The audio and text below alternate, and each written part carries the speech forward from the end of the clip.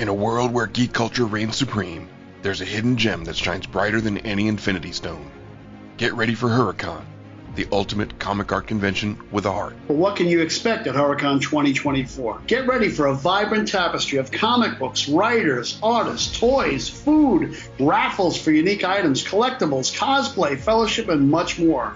Previous guests have included renowned comic book professionals and local artists. And let's not forget about the famous raffle table that has gained acclaim as the best raffle table of any convention on Long Island. Huracan just isn't a convention. It's a testament to resilience, community spirit, and power of the geek culture to unite and uplift. So mark your calendars and save the dates for Huracan 2024. On July 20th, immerse yourself in a world where passion meets purpose. Follow Huracan on Facebook and Instagram, and join us at the Bethany Congregational Church, 100 Main Street in East Rockaway, for an experience like no other. Huracan 2024, the ultimate celebration of geek culture and community. Don't miss out.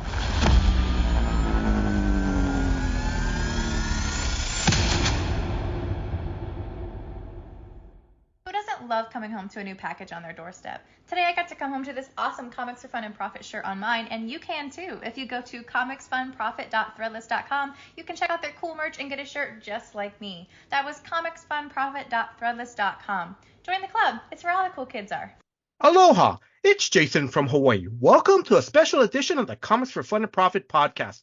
In this episode, I will be interviewing a friend of the show, Harvey Award winner and New York Times best-selling writer and artist Matt Kindt, and I'm being very sincere about this. I also want to introduce his amazing mother, Margie Kraft Kindt. Now, they are here to promote their new miniseries, Gilt Frame. This is a 3-part miniseries from Flux House. This is Matt's imprint through Dark Horse Comics. The first issue is a 64-page issue that comes out on August 7th, and it's very good. And I love the page count because you put so much story in there. And the second issue comes out on September 11th. Matt and Margie, welcome to the Comics for Fun and Profit podcast. How are you guys doing today? Thank you. We're doing great. Yep. Thanks for having us. Yes. Oh, thank you very much. Now, before we start going into the questions and stuff, I just want to give a big shout out to Dustin Holland of Superfan Promotion. Dustin, thank you very much for all your hard work behind the scenes, from setting up this interview and sending me an advanced review copy. Margie and Matt, would you guys like to add anything to that? I don't know. Thanks for reading it. And thanks to Dustin and David Hyde, everybody there, for helping us out. Oh, thank you. A great team. Mm-hmm. So, and I got some of the information to prepare for this interview. I got some of the information from the Comic Book Couples Counseling podcast that was titled Matt Kindt and Margie Kraft Kindt on Gilt Frame. That came out on July 4th. Wayne's Comics podcast, that came out on May 12th of this year. The audio podcast was hosted by Wayne Hall, and it is part of the Major Spoilers Entertainment LLC. I also got some other great information from the ICV2 article Matt Kindt to co-create Whodunit Mystery with his mother by Bridget Alverson. That article was written on April 19th of 2024. If you guys get a chance, please check out these great interviews. And I love the interview you guys did with Brad Gullickson, the Comics Book Counseling Couples podcast. Sound like you guys had a lot of fun doing that. Yeah, that was fun. All right. Matt and Margie, feel free to jump in. Don't worry. But I'm going to start off. Where can listeners follow you on social media? Oh, so yeah, if you go to my website, mattkindt.com, and then you can follow me on Twitter, Facebook, Instagram, whatever, those three, and my website. And you can I have a newsletter. If you sign up for that too, I do little updates and I recommend, what I'm reading, what I'm listening to, what I'm playing, Mm-hmm. Margie, I'm just asking Margie. You keep up with me through Matt. I'm protecting her from social media. That's good. I'm taking all the hits so she can have her best life. Okay. Now, before we start talking about Gilt Frame, I want to go over Margie and Matt's background. Now, listeners, Matt, everybody knows you. You've written for DC, Marvel, Valiant. You've, your great series Berserker with Keanu Reeves, Department H, Mind Management, and under your the Flux House under the Flux House imprint, you've done Mind Management Bootleg and Hairball. Do you want to add anything to that, Matt? Yeah, I would say Spy Superb's pretty good, and then gosh, what there's a few other ones. Bang, I don't know if that's on there. I don't know if that's Flux House, but yeah, a ton of books. Yeah. Okay. No, but thank you. And then I'm going to go over some of Margie. I'm going to highlight some of Margie's background. And it's from the press. Margie, it's from a press release that I got from Dustin. You are and please feel free to correct me at any time, Margie. Don't worry. Just no, that's wrong, or no, it's this. So don't worry. Okay, I will. You are an educator. You earned a certificate in creative nonfiction writing. Each year you continue to offer a lecture series, and you've written some works. I know that. You live in St. Louis, Missouri, with 3,821 boon, BOON, and that means it's either good or favorite companions, basically your books. Do you want to add anything to that, or you want to correct anything on that, Margie? Well, the number's gone up a little bit from 3,821. It's a few more than that, but I think you're close enough. If that's fine. Margie, I hear you.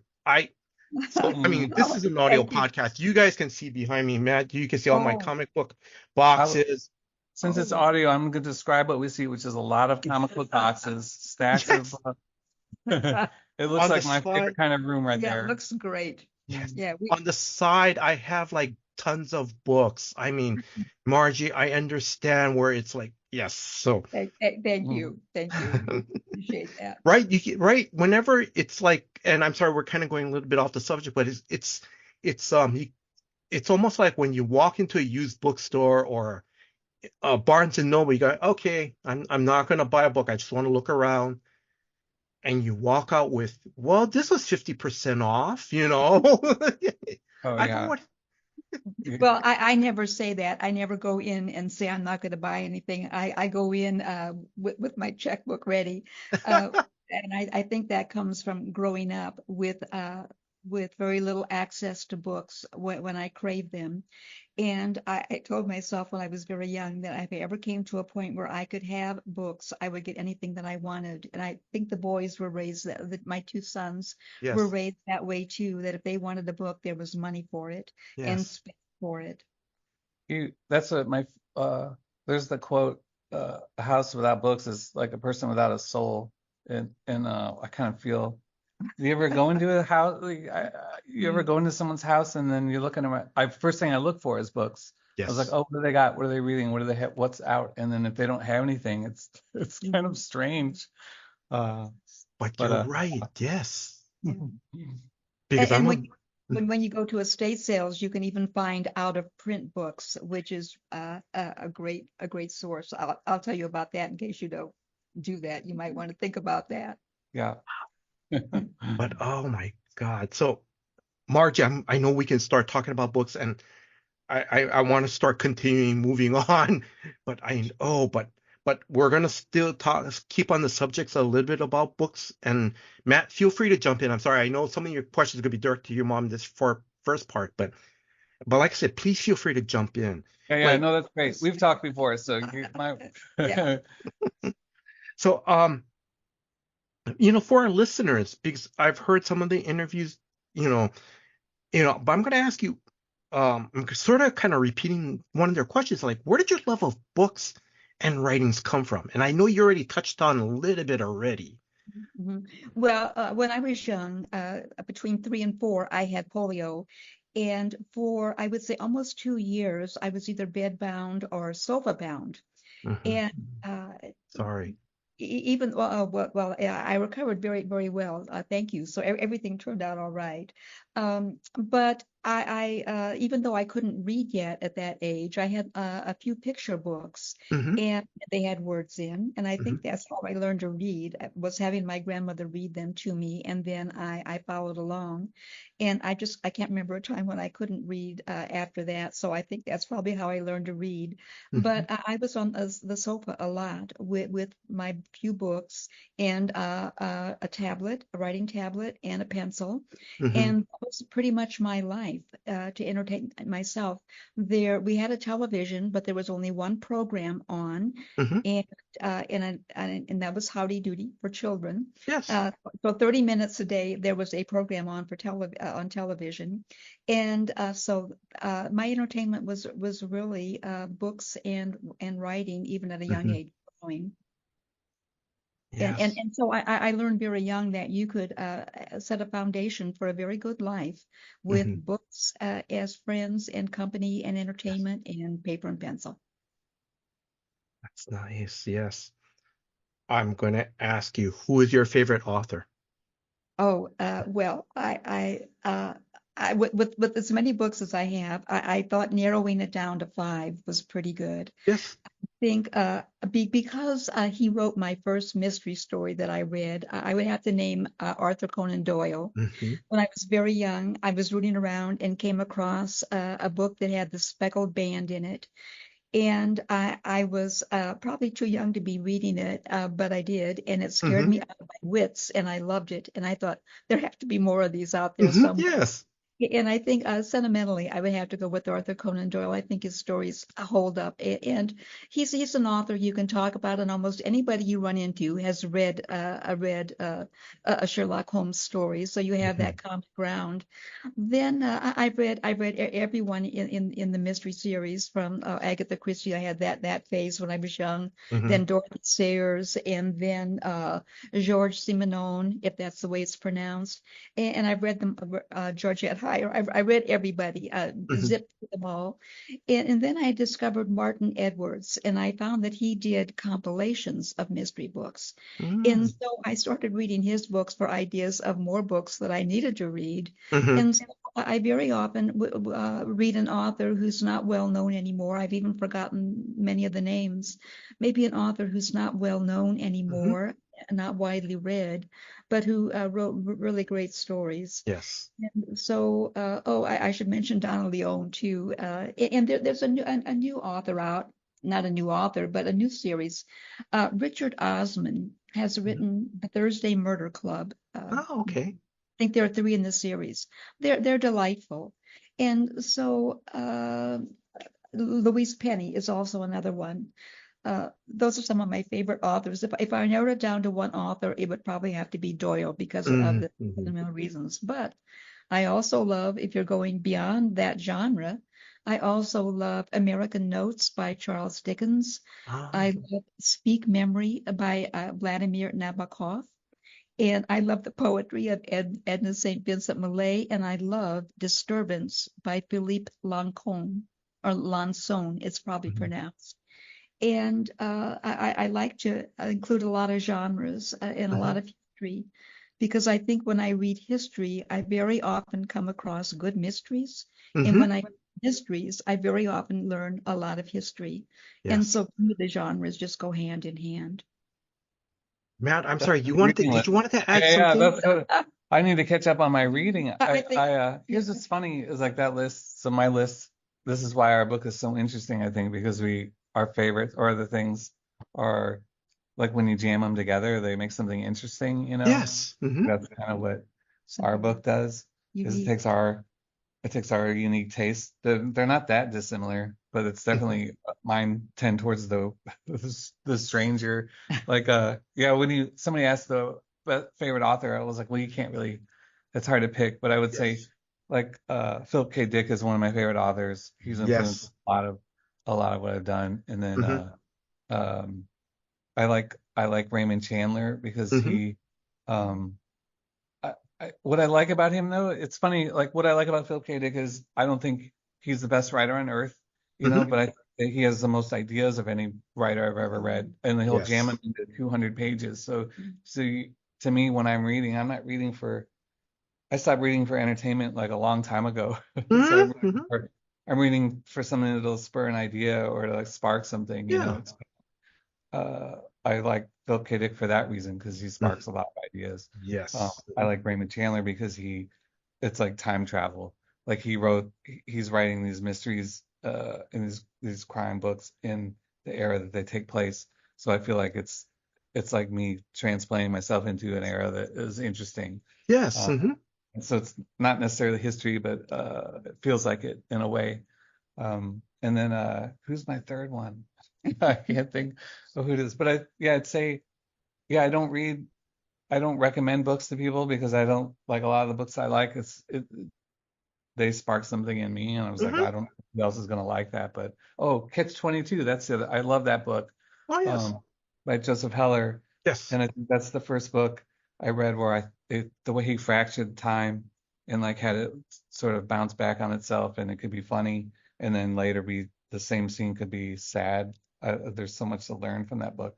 Mm-hmm. Um, and then Nabokov, I'll throw in Oh, Nabokov, but Pale my Fire, favorite, Pale not Fire. Pale Fire, No. Penin, which is Oh, only like 100 pages, but that book will blow your mind. It's a It's yes. poem, and then the back matter is like a Mm-hmm. commentary on the poem. I've never read anything like it, Mm-hmm. and I think that kind of thing sort of inspires like I like formalism in comics, where I like Mm-hmm. try to figure out a different way to tell the story or Yes. how to use the visuals to do the thing. So reading any other book that does that, Mm-hmm. sort of changes how you can tell a story. That's the kind of thing I'm into, and that's what I think. Even with our book, it starts out as a straightforward Yes. mystery in a lot of ways, and then I think we do some things at the end that uh, elevate it past just like a good twist. Yes. Matt, while we're on, since we're, this is the perfect segue because I want to ask you, like, um, how did your mom encourage you and your brother to read while you guys were growing up? I would say by example. Good. First, Yes. Yeah. hearing you talk about your lack of books and then how, but I never knew that. We never knew that. We didn't know your lack of books. We grew up in a house that was full, books were Yes. stacked Mm-hmm. everywhere, you know. that's Mm-hmm. why. That's why we were Yeah, never going to we read. were always reading, you know, and then there was never, it was like no matter what our money situation was as a family, it was like there was always money for books and Mm-hmm. art Yes. supply, you know, and that always uh, Nice. that always, I don't know if that just encouraged me to do, you know, I was like, well, if that's all we can get, I'll get books and art supplies, you know, Yes. Mm-hmm. Oh, or you could, it yeah, wasn't, that carried over because with our daughter, I did the same thing. I was like, here's your allowance, right? But if it's Mm-hmm. art or books, it doesn't, you get whatever you need. Mm-hmm. Yes. You have because we didn't want that to ever be lacking. And I think that was encouraging, you know, but then, yeah, I'd spend whole summers. I'd read a book in a day in the summer, you Mm-hmm. know, because whatever, we just all love to read. Margie, I know you've mentioned some of the books that you love to read, your authors and stuff. I'm going to ask you a very hard question. You already saw it. What is your prized possession book? If you had to narrow it down to one, it doesn't have to be a famous writer. It could be, uh-huh. yeah. If I had to narrow it down to one, uh, I thought by narrowing it down to maybe to five, maybe I was. I guess That's fine. Yeah. yeah. If I had to, if I truly had to narrow it down to one, Hmm. guess I would probably have to take. Oh man, this is hard. I hope that never happens to me in life.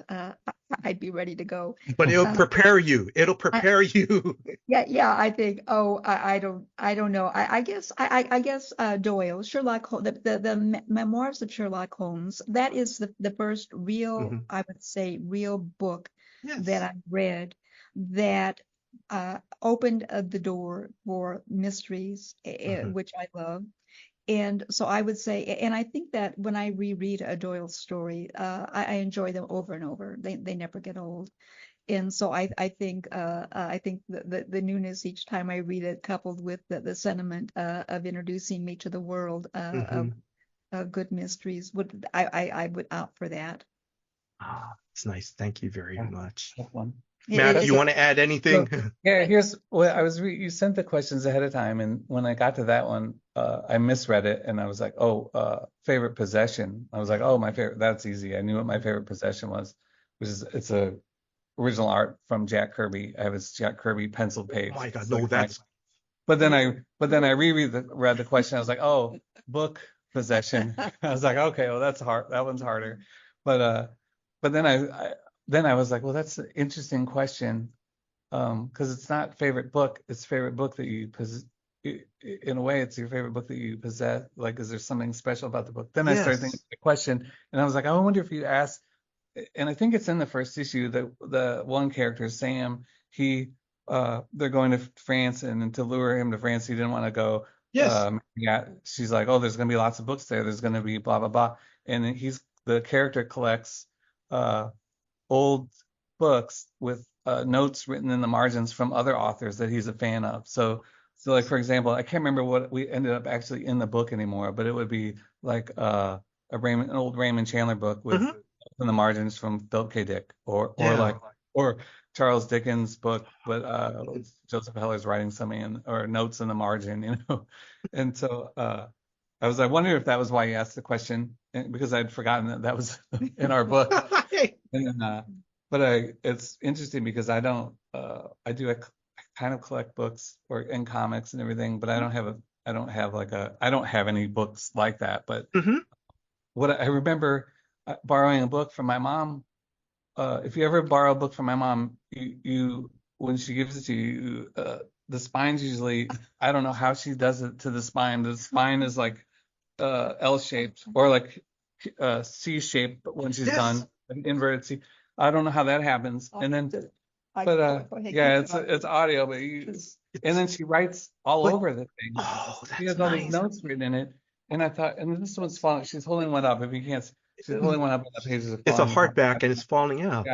Yeah. So at first I was horrified, right? Because it's like, how do you? My books. I'm a comic collector, like you, right? So I'm careful. I'm a careful hold things now. I wasn't when I was a kid. It was a different story, but yeah, I would get this book, and then her notes are all in the margins, and I was like, at first I was like, oh, what this is. But then I was like, oh, this is actually great, like because I'm reading the book, but I'm also reading it through your eyes as well. Yes. And which is great, right? If you know who the person is and you like the person. Yes. I bought a used book accidentally. Gosh, what book was it now? I can't remember. I bought a used book at the last bookstore in LA, which is my favorite bookstore. And I didn't know it was used. It was such a clean copy. And I was going through it, and then somebody had underlined in pencil just critical remarks, like they're like, really? Question, like these sarcastic notes. And I was so mad at the person that read it. I was like, this book is so great, and you're not getting it. And I can see the person not getting it, and then feeling like they needed to write it in the margin. Anyway, so I don't collect books like that, but I like that idea. But Margie, I think what's great is that, and it's is that like you read the books for entertainment. It's like, I don't care if I'm breaking the spine, I'm bending the pages, because Matt, I'm going to say, when we were young, before we knew about quote unquote comic book collecting, we'd like fold the comic, we'd bend it, we'd stick it in our pocket. And we didn't care if Wolverine, it was the first appearance of Wolverine. Right? I would read comics in bed and then fall asleep, so I was just rolling over on my comics. And I wake up in the morning, my G.I. Joe #1, the cover was off of it. All my Daredevil, Frank Miller Daredevil were just like creased. And yeah, you didn't care. Well, books are tools. They're to be used. And if that's what happens while you're reading it, that's what happens. Yeah, no, what's funny is just the last few years I started dog-earing pages and underlining things. I don't write in the note. I'll just underline things I like, but because there is an age too you get where it's like, well, who else is going to read this book? I'm the only person reading this, so who cares what happens to it? All right, let's jump into Gilt Frame. So And then, like I said, either one of you guys can jump in. But I mean, I'll just always say Matt or Margie, but you guys can jump, whoever starts off first.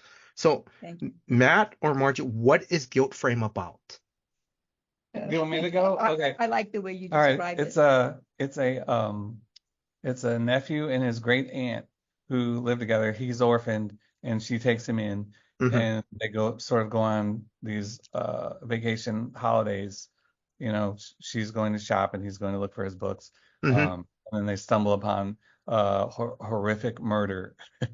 And so they end up kind of backing into a murder mystery that they without spoiling it, they kind of solve. Maybe they solve it, and then it turns out as they go along that maybe they've solved other murders too. So they've done this before, and kind of hints of that as you go along. But yeah, it's sort of a quirky. When you talk about the locked room, Yeah, it's like a locked room murder mystery, but it's more of an unhinged locked room. The murder scene's insane. well, Now, Margie. let me add this. I need to clarify this. Sam thinks that his great aunt is going to shop, but she's not. Shopping is the last thing on her mind. She's going. She's going. To do some research and trace down the history of an artifact. She loves to shop, but that's not why she's there. Yeah, He thinks so, though. Yeah, that's true. There's also interweaved in there is a true mystery, like a true crime from 1904 World's Fair at St. Louis, which my mom happens to be an expert on. Yes. So there's part of that story is in here as sort of like a backstory or like it's part of the story. Yes. Because that one, I know, Margie, because you did research on, you've done research on that particular crime, and if I remember correctly, right? That's right. It's very well documented. The 1904 World's Fair in St. Louis, which is the 120th anniversary this year, so it's a big thing this year in the city. The crime at the fair was well documented, and so there are lots of newspaper articles, and so woven into the story is a real crime, and it was never actually solved. It went on for about almost 5 months of the fair. A recurring, I guess it's not too much to say, recurring thief, and she was never caught. But it's well documented, well written about, lots of eyewitness testimony. So it really is an intriguing story. And we solve the crime with this book. And we solve I find that after all these years. I'm just gonna circle back around because and I'm sorry, I'm gonna repeat this question because I know you guys answered this 100 million times in other interviews, but how did you two come up with this story of Guilt Frame with Sammy the nephew and Mary the auntie? Yeah, do you want me to start it? Well, I'll just say that we get together every Wednesday night for dinner, and when we sit down to dinner, we all start sharing what our week was like, and it always ends up where we're talking about what murder mystery we're watching on television, or what true crime story is unfolding, and what we think about it. And one evening, yeah, no, that's true. Well, my wife and I have been watching Only Murders in the Building, and that takes place in a building almost identical to the one my mom lives in. My mom and dad live here. There are only two cooperatives in St. Louis, and we live in one of them. So I was like, you have to watch this show because it's so funny, and the quirky neighbors are like your quirky neighbors, and I think you'll really like it. And then so you started watching it, you caught up, and then we were watching it at the same time. And then towards the end, we come over for dinner, and my mom she's like, I figured it out. I know who did it. I was like, well, who did it? Go ahead. Tell me now. That way, if it happens, it's like, oh, you're right. And yes. Not. So you had the best, it was the best twist for a story, a murder story, a mystery. And I was like, that's so amazing. If this show does that twist, it's the best show best murder mystery show ever. Mm-hmm. But if that isn't the twist and that's not the solution, then let's write our own story that has a twist like that, because that twist is so smart that needs to exist. Mm-hmm. And when the season ended, they didn't do that. They didn't do the super smart twist. And then I was like, well, let's give it another season, and yeah, it wasn't anything to do with what they did.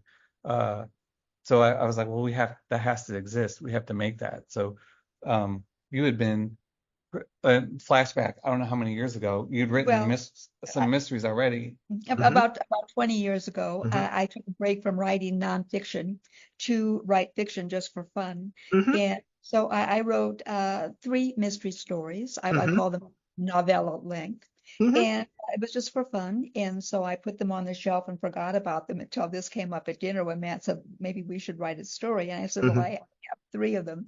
And we pulled one out. Now, you would Mm-hmm. never recognize Gilt Frame based on what I wrote 20 years ago, but we did use it as the seed. Mm-hmm. And Yes. we took out a boring character and put in an exciting one. And so, like I said, you wouldn't recognize it as the original story, but it was the launch. Mm-hmm. I want to ask, actually, let me, actually, I want to say this, Margie. What I love about you, because I read about it in um, one of the articles that I mentioned, and you already talked about it in a podcast. What I really love about you, Margie, is that when Matt and his brother were younger, you guys held your own murder mysteries with them by literally doing. I mean, literally, you guys are playing like real life Clue. Yeah. No. Oh my God, you're holding. Okay, she's holding up a shoe that has is one of the foot Yep. part is all worn out. Oh my God. Okay, so This is the real soul of a shoe. So yes. Yeah. it was your dad's shoe, and it a leather sole, and it wore out in this shape. Mhm. And part of the mystery was, okay, boys, how did this happen? And And it's a reverse L. It's audio, so it's a reverse L hole in the shoe. mhm. So yeah, and then what's funny, this is from a while ago, and then she showed it to me a few weeks because this had come up, and I was like, yeah, I remember those murders. I was like, this is why I am the way I am. Those murder suits stayed. And but she showed it again, and I was like, what did cause that? And then I think Charlene, my wife, came in and figured, she's like, oh, it's the brake of a car Mhm. Yeah. wearing it into that L shape on your shoe. So that was the solution to that mystery. But we were always doing things like that when you were little. We were always we had some wonderful books called Stories to Solve, Mhm. and there were 2 of those. And then there was a book called You Be the Judge, where and these are all written for young people. Mhm. Listen to a court case and get the evidence and decide who did what and what how should the judge decide. Then we came across a book called Snow Stumpers, which was basically a picture book of snow scenes, and there Mhm. were questions in it like why is snow on this side of the garage but not that side? Who made the track in the snow? What happened here? Why did it melt here and not there? And so we would do those things in the car. If we had any length of time to drive anywhere, we would either have a read aloud book or we would have a stories. yeah, that reminds me, there in I don't have them anymore, but there were these picture books too it was actually, you'd open it up and it would be 2 pages. It would be a big photograph. Mhm. So they had staged like a crime scene, and it's a photo, and the clock's broken, and Mhm. there's the ground, and the chair's tipped over, and it's just visual clues. So Yes. from that, and then it has a little list of suspects, and then based on just looking at the picture, you try to figure out who did the crime, and I can't remember what those books were called. I'll have to look them up. Spy, was it? It wasn't I Spy, but it Something like that. I kind don't of looked remember. like that kind of book. They were real photographs Well, of we real probably, rooms. you probably have And it somewhere. It's probably yeah, part we'll of the 3,000 we'll dig them up. We'll Get on the database. But yeah, all that stuff, I think was always we were all fans of that. I wanted the boys to grow up to be good thinkers, and I wanted them Yes. to be Mhm. observant, Mhm. and that seemed to provide both. No, it's good. Now I can't go to sleep without listening to a true crime podcast. And then I have to hear all about it the next I day. know. We love it. Yeah. We love it. But Margie, the thing I love about how you like create like a little mini crime scene, especially when you just hold up the shoe and the sole of the shoe and the worn out L shape.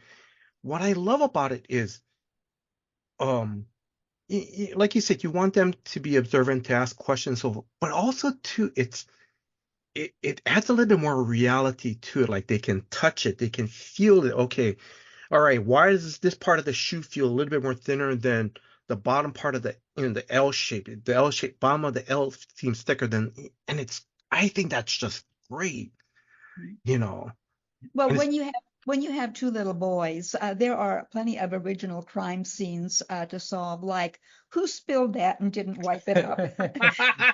And then there was, do you want to tell about the The gravel on the windowsill? Yeah. So, well, you tell it. Yeah. Well, You tell it. the boys, when they were young, had their own bathroom on the second floor, Mhm. and I cleaned it periodically. And one Saturday morning, I noticed that there was gravel on the windowsill on the Mhm. inside, and I thought, I just wiped it off and kept going. Later, I thought, how did that gravel get there? Mhm. So I started nosing around. I think I cranked the window open, and I saw that there was the same gravel on the garage roof. Uh-huh. And so then you gather the two boys together and say, okay, explain the gravel. And I Yeah. think you were the one who broke Oh, it. yeah. Yeah. I snitched. So I didn't do it. I was the lookout for my brother. And then, of course, I'm the younger, weaker link, so I broke right away. Well, you were, Also, I'm a terrible liar. To this day, I'm a terrible liar. And I think, well, you would figure it out.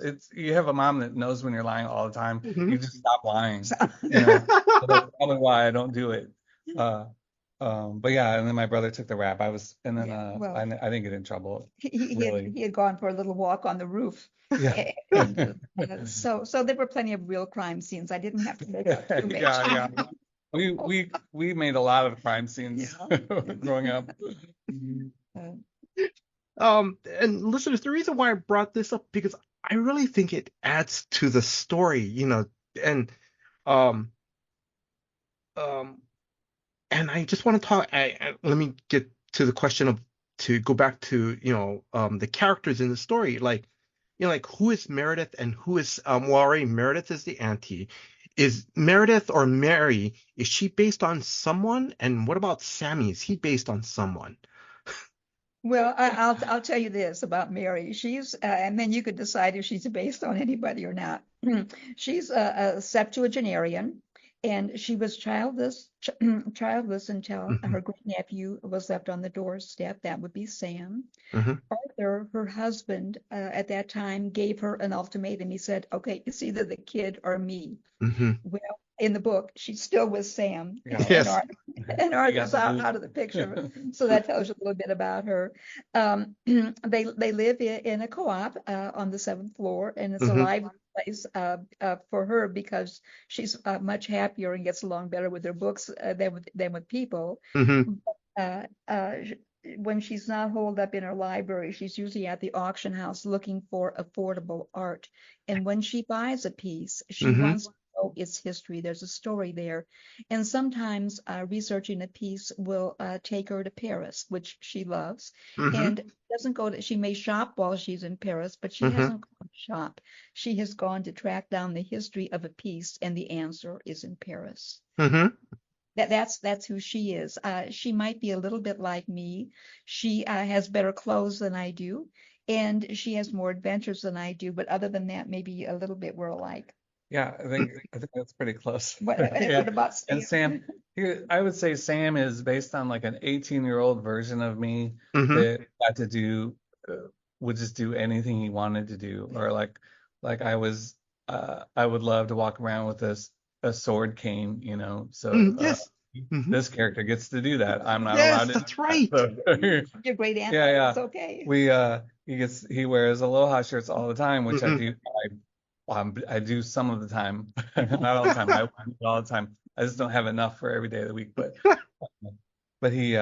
so yeah, he's sort of like a younger, worse or more less governed version of me. And but yeah, I would say I think that was part of the fun of writing it too, is we sort of role played our character. It was like you play her, I'll play him, and we'll bounce each other to see what happens, And I think that's where it starts from a real place, and then because of the fictional part of it, it takes us somewhere more interesting than if we just made something out from nothing.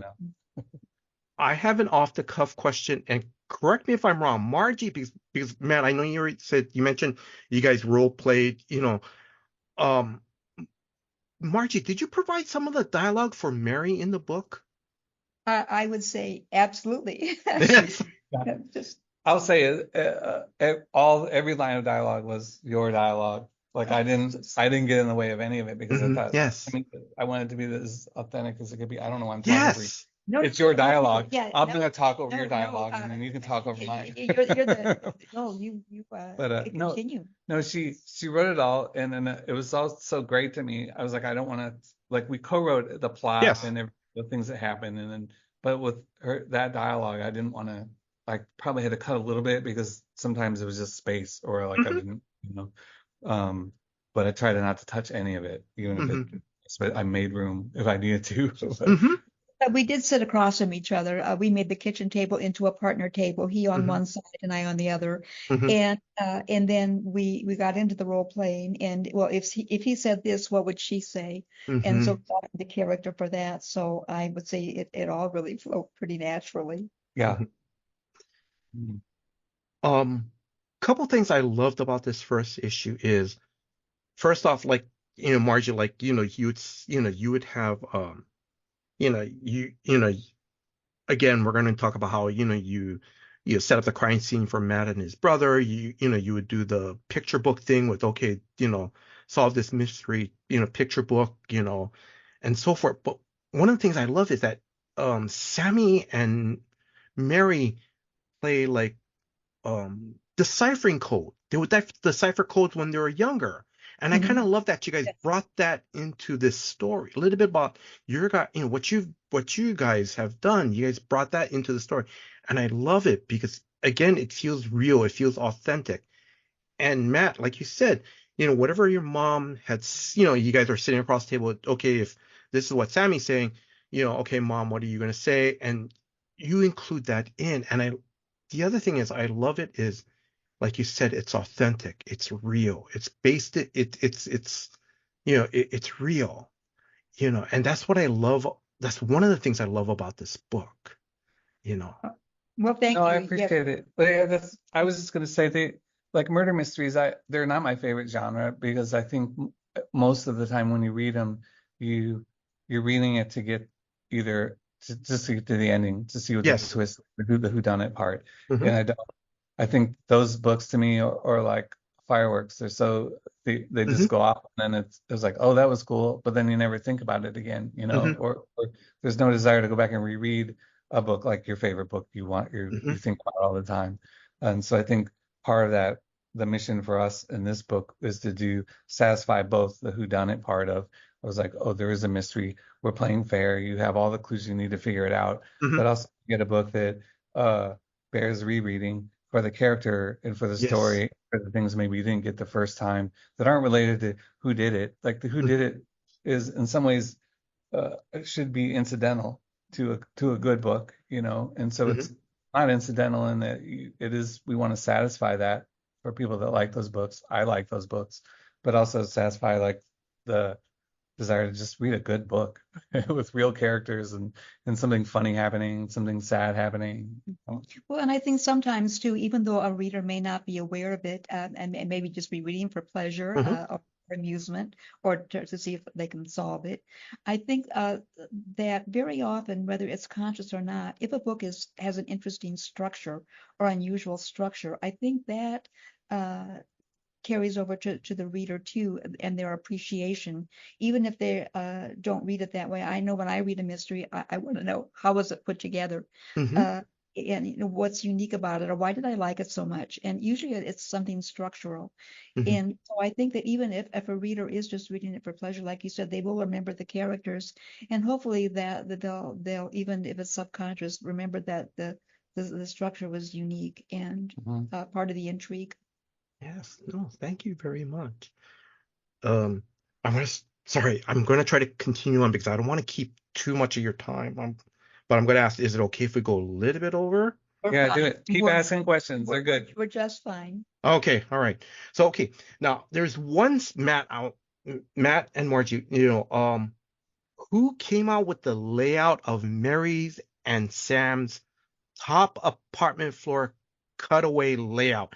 I love it. It's great. It's so cool because we see Mary and Arthur, their first talk about, Arthur's going, it's either me or Sammy. And you see them walk. Oh, I love it. Who came up with that idea? That's such a good question. What do you think? I would say that when we moved into the cooperative, we were given some materials and pictures of the building, floor plans, and that kind of thing. And I would say that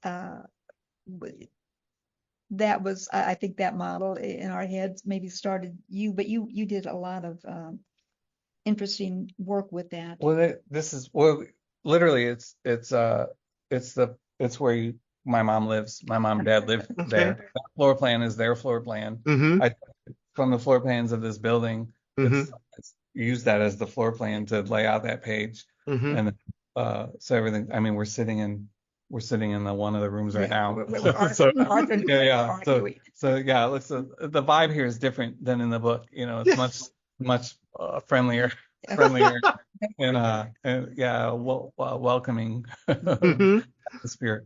But yeah, I thought that's as much real as you can put. I think any writing, as much real as you can put into it, the better. So why not make this place? And I feel like that setting is a place that we wanted to revisit. So it's easy to it's easier if it's a real place that you're gonna keep reappearing. But the perspective you put on the whole building, I think, is impressive and unique to that was horrible to draw. It was, if I'm being honest. So I don't want to draw that kind of thing, but you get an idea sometimes, and it's like, oh, I want it to look like that, so you have to do the thing. But yeah, I remember I was at a convention. I was at a convention in Atlanta. What was it? Whatever Atlanta's big convention is down there. I can't remember. God, no, okay, but yes. I drew most of it there. Because I brought it with me. I was trying to hit some deadlines, so I brought it. And I remember that was the 2 pages that I was drawing that whole weekend. That's all. Yeah. We're glad you like. Yeah, thank you. I love it. It's great, because it kind of sort of reminds me a little bit of, like how I know Family Circus, like sometimes they'll do, it's either he walks through the neighborhood or sometimes through the house, and it's just it was so great. You see, Mary and Arthur, they start, I don't know, I can't remember, they start off in the kitchen, then they start walking through maybe a little library, then the living room, and then they cut, and then they kind of, it's great. I just love it. I do too. I had the same reaction when Matt showed it to me. I had the same reaction. Yeah, I appreciate it. It makes it almost worth drawing. Yeah. All right, Margie, I'm going to start off with you, and Matt, jump in. This is a fun question. So I know they go to, part of the book takes place in Paris. You guys mentioned Paris. I forgot the other place. I can't remember the other place you guys mentioned, but you guys put Hawaii inside. How did you guys decide to put Hawaii as part of the story? Well, I'll just, before Matt tells you, I will just say that I have never been to Hawaii, but that's a goal of mine. I remember when Hawaii became a state. I was 14 when I was a freshman in high school, and we celebrated. And I grew up playing Don Ho music like Tiny Bubbles on the piano. So nice. I have a great love for the state. But Matt, you're really the one. Yeah, one of the greatest mistakes of my life was my wife, Charlene, she wanted to go on a trip with her best friend. So they wanted to go to Hawaii. I was like, oh, go to Maui. I was like, oh, that's okay. That's fine. I'll stay home and work. When she came back, she was a little different. And then she told me all about the trip, and I realized how big of a mistake I'd made, and I was like, well, I should have gone on that. Why didn't I go on that? What was I thinking? Anyway, so we've been a bunch of times since then. When we bring family, we brought Yes. friends, Mm-hmm. and then we love it. And I think there's something about it, and you live there, so maybe it's different. Don't tell me if it's different, but there's something about No, that. I won't. You live when I come back, you're just different. Like I don't honk my horn when I'm driving anymore. Mm-hmm. You know, nobody honks. So I was like, yeah, I don't need to be honking anybody either. So I don't. Mm-hmm. There's something that changes in you, whatever, that just never goes away. So anyway, I love the place. And I'd say in general, like when doing any book, I either try to set stuff in or scenes in places I've been or in places I want to go. Yes. Hawaii is both of those. Mm-hmm. I always want to go back, and Mm-hmm. I've been there, and so I love it, and I think it also fits the vibe of the character, and then we circle back. I don't want to spoil it, but we circle back. We get there at a certain point. I'm not going to Yes. spoil it. Mm-hmm. Don't, yeah. So since I've never been, I'm trying to encourage Matt to set up some book signings in Hawaii. Yeah, I want to do that. I also, slightly off topic, is I want to do a book on the history of Hawaii, because I think, when I started doing research on that, it was both upsetting, Yes. but also fascinating. And then I think there's your story there to tell. So one of my dream projects is to do a graphic novel history of Hawaii. That would be nice. That's going to take a while. But how about this, Margie? Start thinking of a story, takes place in Hawaii, and then Matt, you can talk to the publisher. Is it Mark Richardson? Dark Horse? I can't remember. Is it Mark? Yeah, Mike Richardson. Or Mike, yeah. You can tell him, we're going to do a story, a murder mystery in Hawaii. I need to move my family there for 3 months because this guy, Jason, on the podcast says you need to come here because you need to live the experience, because Margie, you need to live the experience because that's great. That's great. I'm always looking for a transformational experience like that. I'm afraid that I would hate to leave. But I wouldn't go back. Yeah. No, here's the other. I'm playing 4-dimensional chess here too, because the ultimate goal is they adapt something into a movie or TV, and it's like, well, you have to go to Hawaii to shoot it. I was like, okay, let's go. Yeah. Like, everything's set there. Yeah. Yes. All right. I'm sorry. I got to continue. I'm sorry. Yeah, I got to start. I got to keep you, so I don't keep you guys too long. I know you guys. No, we're great. We're fine you know what? I learned to play ukulele. That's how committed I am. We played it. We played it just last week at a birthday party. Oh my God, that is so nice. Yeah.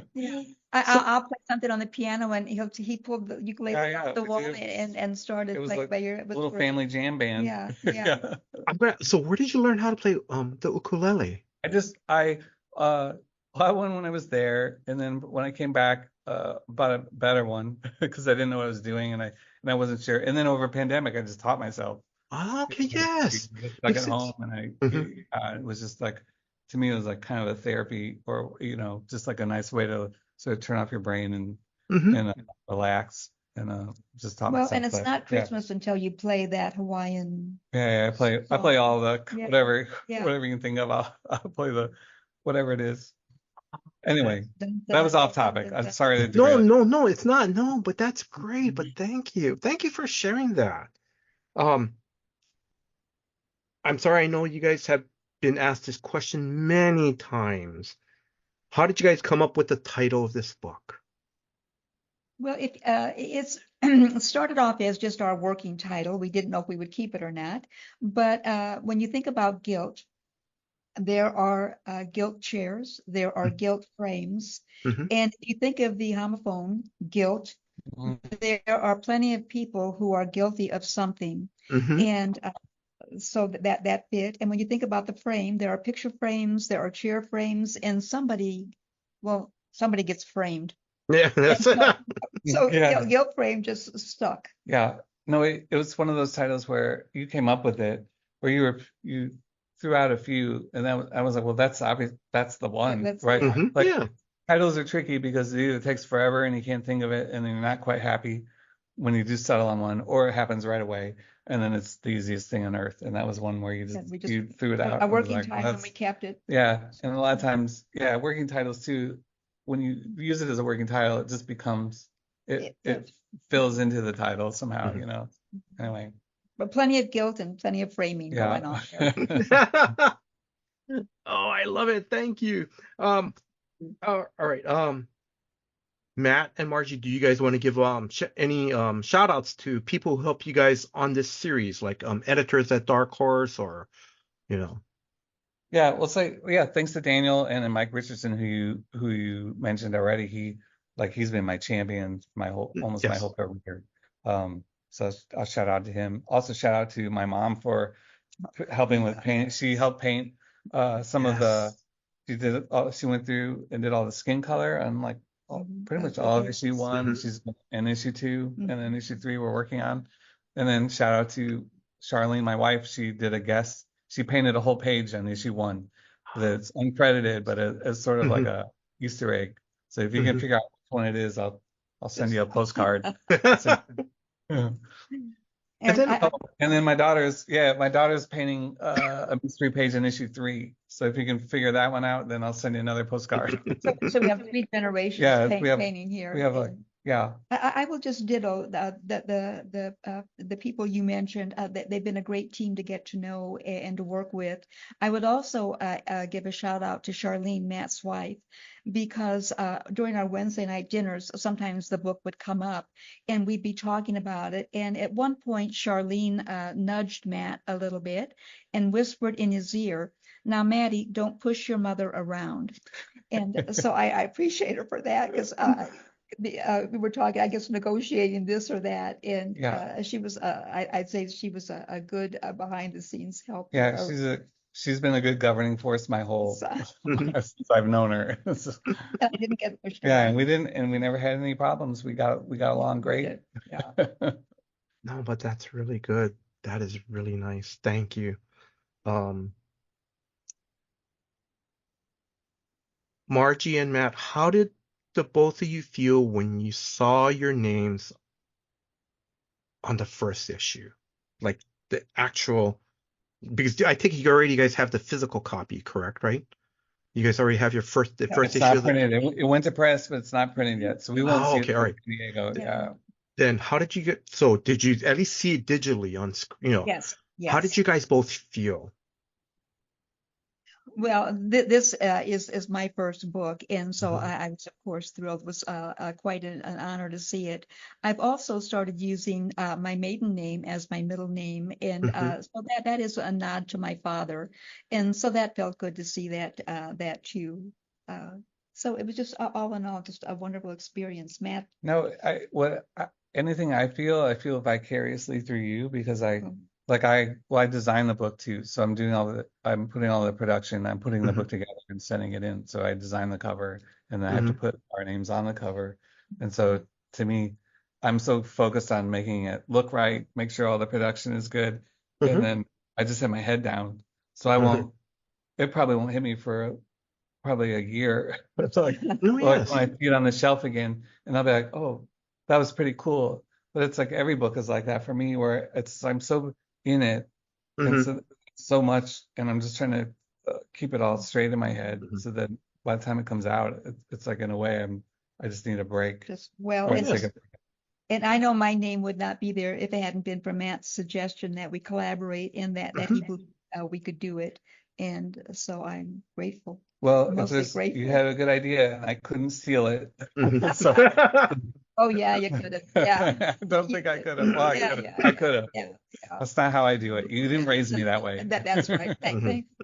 That's good. So listeners, I'm sorry, we got interrupted there was a car alarm that went off just for a few seconds. So sorry about that. And sorry about that, Matt and Margie. So I didn't hear it. I didn't hear it. Oh, good. I'm glad. All right, Margie and Matt, because as you guys mentioned, this is the first time you guys worked on the book. Actually, before I ask that question, I want to go ask an off-the-cuff question, Margie, because you mentioned that, you're using your maiden name Kraft, to honor your father. may I ask how, is there a significant, did your father play a large role? You know, Yes. This is what he did. In the area, in the era and the area I grew up in, it was unusual for a young girl to go away to school, to go on beyond high school. hmm And I wanted to. And my dad said that this is a waste of money. You'll just get married and you won't need an education. And I said, I need to do this. And he wrote out the check every year for my tuition and room and board when he felt it was a waste of money. But he too believed in me and supported me and thought I knew what I was doing. And so it's a thank you to somebody who I would say really launched me. hmm That's why I want to give him a nod. Oh, that's, He died many years ago, but mhm. I know I'm doing it even though he Yeah. doesn't. It's great. Him saying that Hmm. is interesting because he wrote the check out anyway. But him saying that is also just kind of a nice way of saying don't do that, don't waste that, you Hmm. know, Hmm. don't. Yes. Yeah, make it pay. Yeah, yeah. Make my money a He good was giving you investment. advice, right, right. In a way. He was. Yeah, He that was was. neat. Hmm. Got home early. I'll get out of your way. No, but Marge, I'm gonna say thank you very much for sharing that. Thank you very much. You're very, very welcome. I feel that it's really an honor to be able to express it. Thank you Mhm. for the No, thank you. opportunity. Okay, so we've already talked about how Charlene, Matt, your daughter also contributed. You know, Margie, both of you guys are writing. It's a family affair doing this book. What was one of the most special moments that stood out while making this book? For me, it was being invited to do some of the watercoloring on the hmm panels, because even though I've read Matt's books through the years and looked at them, thought I studied the art, I didn't really appreciate what he was doing until I started the watercoloring hmm and looking at the lettering. I realized that even though some words had to be cut that I thought helped develop character and plot, I realized that he was putting that back in with the art. You could hmm see the character development through the art that he was Yes. doing.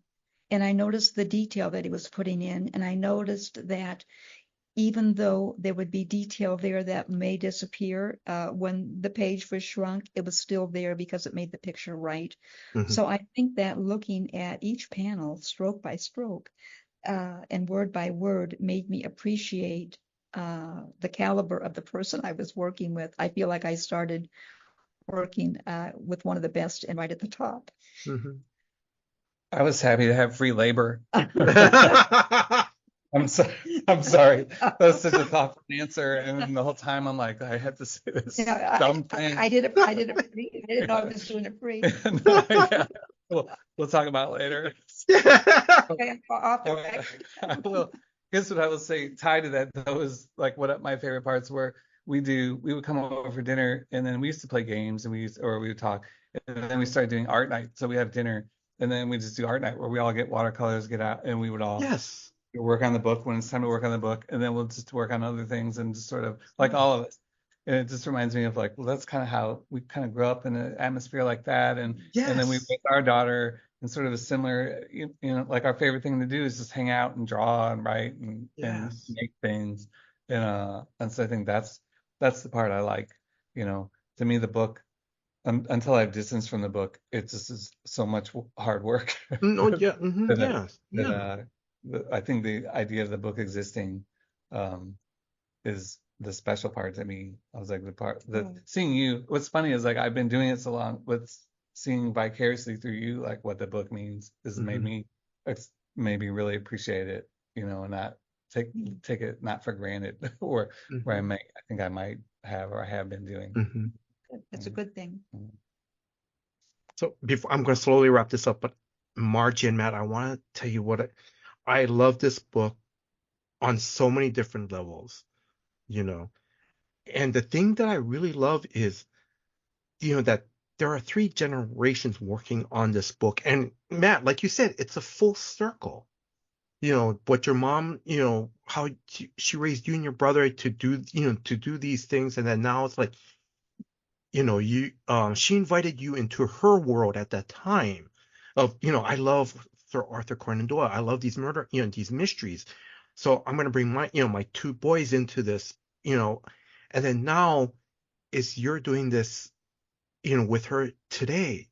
I'm going to bring you into my comic book world, and you're going to, I'm going to write down the dialogue you're telling me, and we're going to have, my daughter's doing some of the watercoloring. My wife is doing some of the watercoloring, and Mom, why don't you do some of the watercoloring too? And that's what I love about it. That this is like a full circle book, and it's like I said, it's it's a nice generational book. It really is, and the story is great. Um, you know, and yeah, it's really great. Yeah. So thank you. Yeah, I appreciate it. No, thank you. All right. I gotta start wrapping things up because like I said, I don't want to keep you guys too long. Okay. So Matt, Margie, I know both of you guys will be at San Diego Comic-Con in a few weeks. Margie, a fun question, because since you're free labor, are you going to be charging $50 for an autograph? No, not yet. I don't think I will do that. But I did work hard on designing a special way to sign my name so that my artist son here doesn't put me to shame. She has such a cool signature. I should have spent work on mine, but I didn't. Yeah, but it's free with the book. Yeah. Well, you have time. You can change your mind. Yeah. Thank you. That's a fun. Yeah, never thought about that. I'm going to be charging $50 for her signature. Okay. That's how we run this. No more free watercoloring. And the other thing, Margie, I just want to say this because I know in other interviews you've mentioned that, you've taken Matt and his brother to those small old school comic book conventions and in Kansas City. And again, I love it how, again, it's full circle that he's taking you to San Diego Comic-Con. Yeah, you took me to the smallest one. I'm taking you to the biggest one. Yeah. Times change. Times change. Now, and but the other thing I've heard, and I've never been to San Diego Comic-Con, but Margie, and Matt, you could probably tell me this, but isn't there like a huge book section, in the convention where it's like you walk down and it's like all these publishers and they're giving, like some of their old previous published books away for free and stuff like that. Isn't there a section? There's everything. It's so big now too. I've been going for 20 years and it's changed over the years where it's just become bigger and bigger and bigger. So I don't really walk. It's too many people for me to walk around. Yes. But yeah, it's everything. They got a great little art alley over there. Inside, and then publishers, and then just tons of stuff. If you're interested in anything, they have something there. So Margie, bring a big suitcase, because well, because I could see you'd be like Sammy, right, from walking back from one of the bookstores in Paris, right? He has the two big bags. Actually, I'm going to be having to pack Matt's clothes in with mine because he's taking our props. We're taking some pretty special props. Yeah, I don't know if you saw, if you haven't seen the cover for issue 2 yet. No. Cover for issue 2 is a photo I took of a miniature murder the murder scene, but in miniature. So my mom she has tons of miniature stuff, like the little dollhouse type things. Oh my God! From your daughter's growing up. From raising my daughter. She loved miniatures. Yeah. So I was like, well, let's build a crime scene out of everything you've got. Nice. So that's cover for issue 2. Suitcase. Right. So we're actually going to take that on the road. We have a suitcase that fits in just right. Yeah. So I have to take your clothes so we can take the props. Yeah. We haven't figured it out. Oh, that's gonna be nice. That's going to be nice. Okay, so now besides San Diego, do you guys have any other store or convention appearances for the rest of the year? Anything lined up? Well, for certain, we're going to Nashville, Tennessee for VoucherCon. Yeah, VoucherCon. And it's a mystery festival. I had never heard about it until I was reading a Martin Edwards book, and he mentioned it in that. And so I investigated that. It's the kind of thing I would like, regardless of whatever we were doing. That's so nice. And so we're going to that as guest authors. Yeah. So if you see us there, we'll have something mystery we'll have a mystery something. Yeah, If you see us, say something, and then we'll. It's the end of August, Yeah. and I think they put part of it online that you can Yeah. watch part of it. And we may. Well, I haven't set this up. I'm running out of time, but we're going up to Minneapolis For a book to signing. I'm helping my daughter move. She's in college there, Mhm. and then I'm going to try to set up a book signing there too. So stay tuned for that. That's not figured out yet. So again, Margie, when you go to that mystery con, you got to bring a big suitcase because I Yeah. can just see you carrying these bags. Hey, Matt, all I had to say was that was your mom, and they just give me these free books, Oh, it'll be memorable. Yeah, no, we're bringing my dad to that one, so he Yeah. he can carry the. Yeah, well, We have a joke when I travel with my daughter and my wife. I'm that I just carry everything, so I'm called the pack mule. I'll put it on the pack mule or whatever. So that's what Dad can be. Right. He'll be our pack. make a pile of everything Right. we want to take and then divide it. Yeah. All right, last question. And Margie, I'm going to start off with you and Matt. I'll let you finish. Any closing words to our listeners? Oh, I want to thank you for doing this. This has been a wonderful interview, a wonderful opportunity to talk about the book.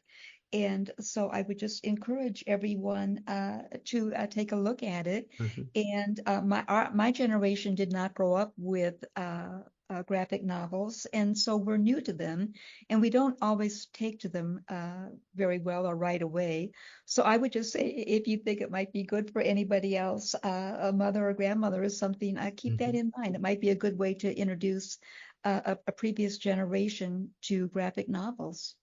Yeah, that's what I was gonna say. I was gonna say buy Well, buy it, read it, and then but then pass give it it on. to your mom, give it to your dad, give it Mhm. to grandfather or grandmother that maybe hasn't read comics or hasn't read them in years, because I think one that it has better if you like a mystery, right? If you like a Yes. mystery, you're gonna like the book, I think. So Mhm. yeah, try to get somebody new reading comics. Yeah. Well, No. we think alike. That's why we And got I'm along and so I well. have to say, I'm sorry, I forgot to mention this, but while reading, and correct me if I'm wrong, Matt, but pretty much I mean, it's a PG-13 book, but the dialogue is pretty clean, you Yeah, know. there's a real bad word in French. So if you can speak French, then there's this one. But yeah, almost all my books are PG. I just I don't want that to ever be a barrier to entry to somebody that's reading a comic, or something that's off-putting. And but yeah, so it's definitely PG. I mean, there's a murder, but even that's not super. Yeah, It's not super grisly or anything.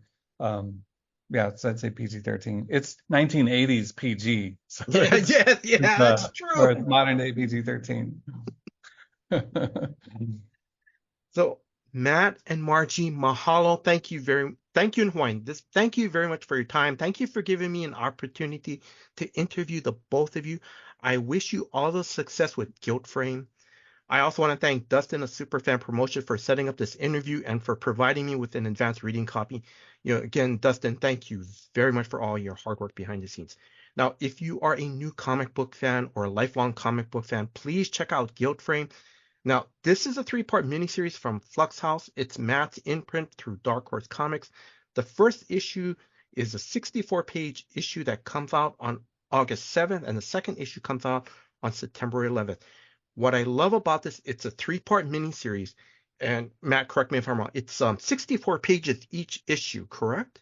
Well, About there? 64. Issue 1 is 64. Issue 2 is like 72 pages, and then Nice. another 64 pager, I think, for the third one. But yeah, no. Just a quick note on that too is I didn't want we sort of wrote this as one big story. I didn't want to do it, try to jam it into 22-page issues or try to artificially make it something. So we just let it be what it's going to be. And it ended up being like 3 really fat issues. And the things I love, and I'm going to be honest with you, Matt, I love the price point. It's it's $9.99, but but it's worth it because, like I said, that first issue, I love the characters. That's the thing I remember. I love how you guys set up the characters. We're not going to spoil how it sets up, but I just loved how the introduction, the characters, we learn about the characters. And Margie, like you said, there's a little bit of a history of when Mary buys these 2 chairs and they go to Paris and then it and the story just starts to get rolling. And I love it. It's great.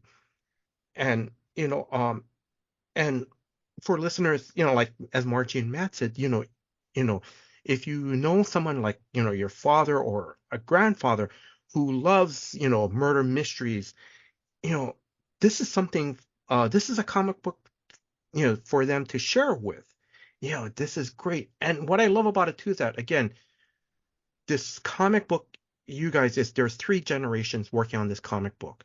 And then the other thing too, Margie, is that what's also nice too is that you guys are also sharing it with other families to go, this is what I want to give my grandfather. Yeah, he probably still thinks of Superman, Batman, but no, comics are more than that, and that's what I love about this book.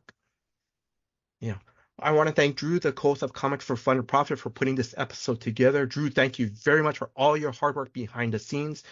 And if you are a new listener, please check out new episodes of Comics for Fun and Profit that comes out every Saturday. And I want to thank you, the listeners. Thank you very much for your time. Thank you for listening to this episode. Until next time, guys. Aloha. Aloha. Yeah, mahalo. Our LCS is Cowabunga Comics, Lake Country, Wisconsin's best pop culture destination for new comics, back issues, gaming, retro video games, vinyl, and figures. Give them a call, 262-569-9999. Check them out online at cowabungacomics.com or follow them on Twitter at Incredicow. They are our LCS, and we utilize their deep discount mail order service to bring Oconomowoc, Wisconsin closer to us. They'll take care of you. Tell them Drew and Kyle sent you. Say hi to Eric and James from us. If you need an LCS, you can't go wrong with Cowabunga Comics.